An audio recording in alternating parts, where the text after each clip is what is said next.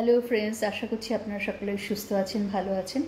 আজ আমি রসগোল্লা আবিষ্কার সম্পর্কে কিছু বলবো এবং রসগোল্লাও বানিয়ে দেখাবো।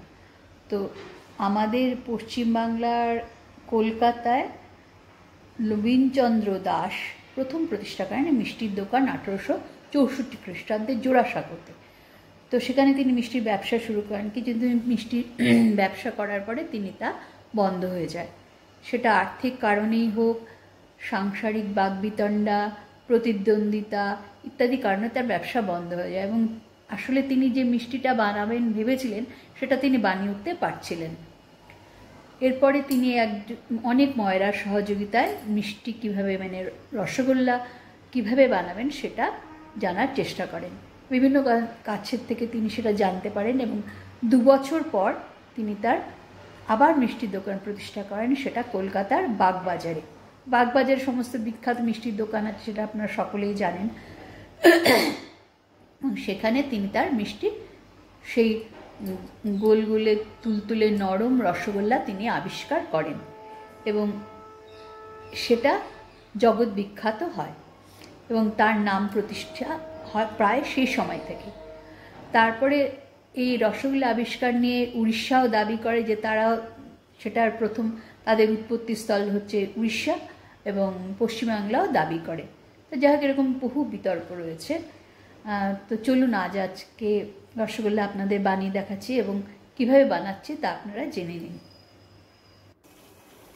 প্রথমে 2 গ্লাস জল নিতে হবে, তার মধ্যে 1.5 বাটি চিনি দিয়ে দিতে হবে এবং সেটা ফুটতে দিতে হবে। ফুটলে যখন চিনিটা জাস্ট গলে যাবে তখন সেটা একপাশে নামিয়ে রেখে দিতে হবে অন্য একটা পাত্রে, যাতে সেটা পাতলা শিরা তৈরি হয়। এইবারে এই আমার ফুটে গেছে, এবার এটাকে একধারে করে রেখে দেবে। দুধ ফুটিয়ে নিতে হবে, ফুল ক্রিম মিল্ক নিতে হবে, কিন্তু ফুল ক্রিম দুধ নিতে হবে এবং সেটাতে ক্রিম থাকলে রসগোল্লা একটু নরম তুলতুলে হবে। তারপর নিয়ে লেবুর রস বা যেটা দিয়ে আপনি দুধটাকে কাটবেন, ছানা বানাবেন, সেটা নিয়ে যেতে হবে। লেবুর রস বানিয়ে সেটার মধ্যে সামান্য জল দিতে হবে। যে সামান্য জল দিয়ে দিলাম। তারপর বীজগুলো থাকলে বীজগুলো ফেলে দিতে হবে। এবার দুধের মধ্যে দিয়ে দুধটা কেটে নিতে হবে। খানিকক্ষণ নাড়াচাড়ার পরে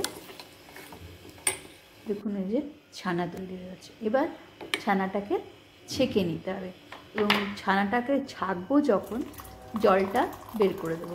এমন নয় যে চেপে চেপে বের করতে হবে, সম্পূর্ণ জলটা বের করে দিলে ছানাটা একদম শক্ত হয়ে যাবে এবং তার মধ্যে যেন সামান্য জলটুকু থাকে।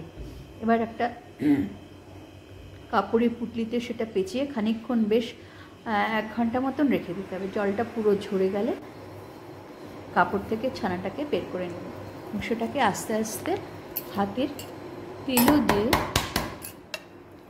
সেটা পরে করছি, আগে এখানে একটু চিনি আর এলাচ গুঁড়ো করে নিলাম। সবচেয়ে ছোটো এলাচি ভালো হয়, আমার কাছে ছোটো এলাচ ছিল না, সেই জন্য আমি বড়ো এলাচ দিয়েছি।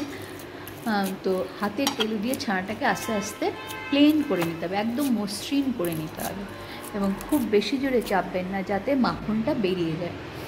এইবারে সেই গুঁড়ো চিনি আর এলাচের গুঁড়োটাকে এই ছানার সঙ্গে মেশাতে হবে। 1 চামচ ময়দা, একটু অ্যারারুট মেশালে ভালো হতো। আমি অ্যারারুট আমার কাছে ছিল না, আমার কতগুলো জিনিস দিতে ভুল হয়েছে। অ্যারারুট মেশালে কী হবে, এই ছানাটা যখন আপনি রসগোল্লা বানাবেন সেই রসগোল্লাটা কী হবে, ফাটবে না। এবার 1.5 কাপ আবার 1.5 কাপ চিনি নিলাম আর তার 3 ডাবল জল নিলাম। 1.5 কাপ, 2.5 কাপ, 3.5 কাপ, 4.5 কাপ জল দিয়ে এটাকে ফোটাবো।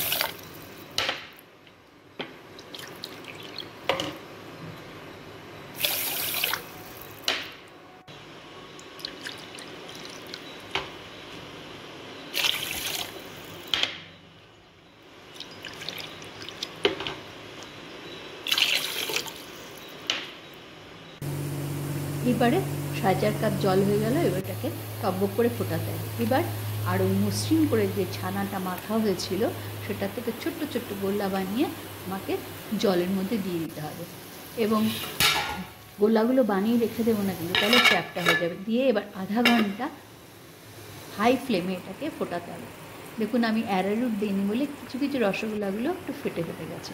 এবার টকবক করতে হবে, কিন্তু দেখবেন যখন ঝাঁজ উঠে আসছে তখন আমি এটা দেখাতে ভুলে গেছি, সামান্য ময়দা গুলে এটা আমাদের দিকে, তাহলে একদম ফটফটে সাদা হবে। একটা রসগোল্লা এমনি জলে ফেলে দেখতে হবে সেটা ডুবে যাচ্ছে কিনা, যদি ডুবে যায় তাহলে বুঝতে হবে আমার রসগোল্লা রেডি।